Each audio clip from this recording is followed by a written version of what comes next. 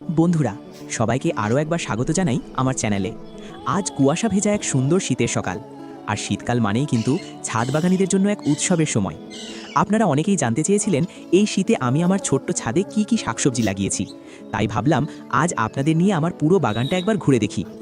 আর একটা বিশেষ কথা, অনেকজন আমাকে কমেন্ট করে জানতে চেয়েছেন আমি গাছগুলো যে সবুজ সবুজ প্যাকেটগুলোতে লাগাই ওগুলো আসলে কি। তাই ভিডিওটা শেষ পর্যন্ত দেখুন, আমি বিস্তারিতভাবে বলবো ওগুলো কি দিয়ে তৈরি, কতদিন টেকে আর দামই বা কত। চলুন দেখি আমার এই ছোট্ট ছাদ বাগান এই শীতে কতটা সবুজ হয়ে উঠেছে। শুরুতেই দেখুন আমার এই টমেটো গাছগুলো। এই শীতে টমেটোর ফলন দেখে আমি নিজেই অবাক। দেখুন বন্ধুরা, প্রতিটা গাছে থোকায় থোকায় কত টমেটো ধরে আছে। এগুলো এখন কাঁচা থাকলেও খুব দ্রুতই লাল হতে শুরু করবে। টমেটোর ভারে ডালগুলো দেখুন একদম ভেঙে পড়ার অবস্থা। ওই জন্যই আমি আলাদা করে দড়ি দিয়ে দিয়ে গাছগুলোকে আটকে রেখেছি যাতে ছিঁড়ে না যায়। আর একটা মজার ব্যাপার বলি, এই টমেটো গাছগুলো কিন্তু আমি বাজার থেকে চারা কিনে আনিনি, আমি অনলাইন থেকে বীজ আনিয়েছিলাম। তারপর সেই বীজ থেকে নিজেই চারা বানিয়ে এগুলো তৈরি করেছি। আপনারা যদি জানতে চান যে আমি আমার এই টমেটো গাছে কি কি খাবার বা সার দিই, তবে এখনই আমার চ্যানেলটাকে সাবস্ক্রাইব করে রাখুন, কারণ সামনেই আমি টমেটো গাছের বিশেষ যত্ন এবং সার নিয়ে একটা ডিটেল ভিডিও নিয়ে আসব। টমেটো তো দেখলেন, এবার দেখুন আমার এই ফুলকপি গাছগুলো। এই যে দেখুন বন্ধুরা, গাছগুলোতে কিন্তু ছোট ছোট ফুলকপি আসতে শুরু করেছে। দেখতে কি সুন্দর লাগছে না? এই ফুলকপিগুলো আমি গ্রো ব্যাগে লাগিয়েছি। কোনোটাতে দুটো দিয়েছি, আবার কোনোটাতে একটা। গ্রো ব্যাগের গাছগুলো কিন্তু বেশ ভালোই হয়েছে, কিন্তু একটা জিনিস দেখুন, কিছু চারা আমি জায়গার অভাবে সাধারণ কার্টুনে লাগিয়েছিলাম। তবে কার্টুনে লাগিয়ে কিন্তু খুব একটা সুবিধা হলো না, গাছগুলো একদমই বাড়ছে না। তাই ভাবছি পরের বার আর কার্টুনে লাগাবো না। আপনারা যারা নতুন বাগান করছেন তারা এই ব্যাপারটা একটু খেয়াল রাখবেন। এবার চলুন বাগানের এই দিকটাতে আসি। এখানে আমি কিছু বেগুন গাছ লাগিয়েছি। মাশাআল্লাহ, গাছগুলো দেখুন কতটা সতেজ। পাতাগুলোর দিকে তাকালে চোখ জুড়িয়ে যায়, একদম গাঢ় সবুজ রঙের পাতা। এই গাছগুলো কিন্তু আমি বাজার থেকে চারা কিনে আনিনি, ভালো মানের বীজ থেকে নিজেই চারা তৈরি করেছি।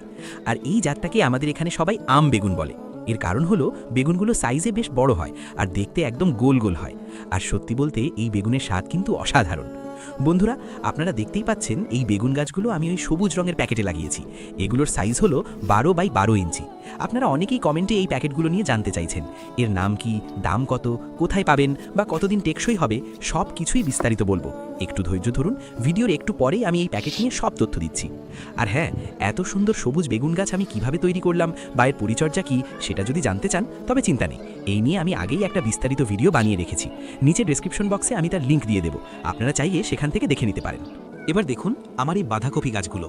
এই গাছগুলো আমি টিভির সাধারণ কার্টুনে লাগিয়েছি, কিন্তু দেখুন বন্ধুরা, কার্টুনে লাগানোর কারণে এই গাছগুলো সেই রকম বৃদ্ধি পায়নি, একদম ছোট ছোট হয়ে আছে। আর এই পাশে দেখুন গ্রো ব্যাগেও কয়েকটা বাঁধাকপি লাগিয়েছি। এই গ্রো ব্যাগের গাছগুলো কিন্তু বেশ ঠিকঠাক বাড়ছে এবং স্বাস্থ্য অনেক ভালো। এখান থেকেই বোঝা যাচ্ছে যে কার্টুনের চেয়ে গ্রো ব্যাগে সবজি চাষ করাটা অনেক বেশি ভালো হয়। বন্ধুরা, এবার এই দিকটাতে দেখুন, এখানে কিছু লঙ্কা গাছ লাগিয়ে রেখেছি। দেখুন সারা গাছে কি হাড়ে লঙ্কা ধরেছে, একদম ঠাসা লঙ্কা। দেখে মনে হয় লঙ্কারই মেলা বসেছে। নিজেদের গাছের এমন টাটকা লঙ্কা দিয়ে রান্না করার মজাই আলাদা। অনেকেই লঙ্কা গাছের যত্ন নিয়ে প্রশ্ন করেন, তো এই লঙ্কা গাছের পরিচর্যা নিয়ে আমার চ্যানেলে কিন্তু একটা দারুণ ভিডিও বানানো আছে। আমি সেটার লিঙ্ক ডেসক্রিপশনে দিয়ে দিচ্ছি, আপনারা সময় করে দেখে নেবেন।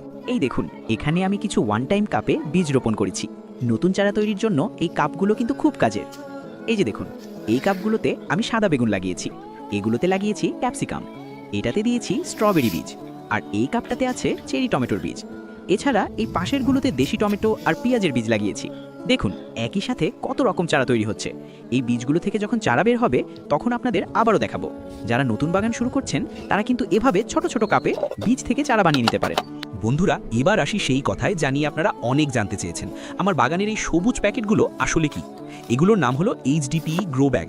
এগুলো রোদে বা জলে একদমই নষ্ট হয় না, 5 থেকে 6 বছর অনায়াসে চলে যায়। আর মাটির টবের চেয়ে এগুলো ওজনে খুব হালকা, তাই ছাদে একদমই বাড়তি চাপ পড়ে না। আমি এগুলো অনলাইন থেকে আনিয়েছি। চলুন সাইজগুলো এক এক করে দেখে নিই। এই ব্যাগটার সাইজ হলো 12x12 ইঞ্চি, মানে লম্বাতেও 12 ইঞ্চি আর চ্যাপটাতেও 12 ইঞ্চি। আর দেখুন জল বের হওয়ার জন্য নিচেই ফুটো করা আছে। এর দাম পড়েছে মাত্র 25 থেকে 26 টাকা। এই সাইজের ব্যাগে আপনারা বেগুন, টমেটো, ভেন্ডি বা লঙ্কা সব গাছই লাগাতে পারবেন। এবার এই ব্যাগটা দেখুন, এটা লম্বায় 48 ইঞ্চি, চ্যাপটায় 12 ইঞ্চি আর হাইটেও 12 ইঞ্চি। দেখুন আমি এখানে 3 জায়গায় দড়ি দিয়ে সুন্দর করে বেঁধে দিয়েছি যাতে মাটির চাপে সাইডগুলো ঝুলে না যায়। এই একটা ব্যাগের মধ্যেই আপনারা অনায়াসে 4-5টা গাছ একসাথে লাগাতে পারবেন। এই ব্যাগগুলো লম্বায় 24 ইঞ্চি, চ্যাপটায় 12 ইঞ্চি আর হাইটে মাত্র 9 ইঞ্চি। আমি এখানে একটা লোহার ফ্রেম বানিয়ে সাপোর্ট দিয়ে দিয়েছি যাতে মাটিটা ঝুলে না যায়। তবে এতে টমেটো বা বেগুন গাছ লাগানো যাবে না, কারণ এটার হাইট কম, গাছগুলো ছোট হয়ে যাবে। এতে আপনারা ধনেপাতা, পেঁয়াজ বা ফুলকপি অনায়াসে লাগাতে পারবেন। সবশেষে এই বিশাল ব্যাগগুলো দেখুন, আমার ছাদ বাগানে এমন দুটো আছে। এর সাইজ লম্বায় 36 ইঞ্চি, চ্যাপটাতেও 36 ইঞ্চি, আর হাইট 12 ইঞ্চি। এতে আপনারা যাই গাছ লাগান না কেন, গাছের বৃদ্ধি হবে দেখার মতো। আমি এখানে পিভিসি ট্যাঙ্কি পাইপগুলো কেটে কেটে চারিদিকে সাপোর্ট দিয়ে দিয়েছি যাতে মাটিটা ছড়িয়ে না যায়।